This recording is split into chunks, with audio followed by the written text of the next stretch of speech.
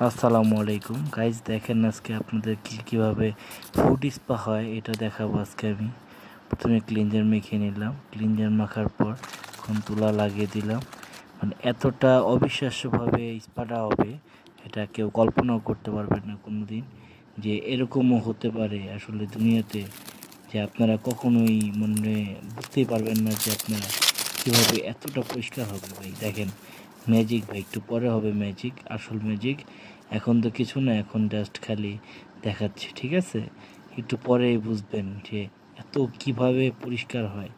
ফাটা পা কখনো পরিষ্কার করেনি এই পাটা কীভাবে এত পরিষ্কার হয়, আসলে অনেক অবাক করার মতো কাণ্ড, একদমই অবাক করার মতো।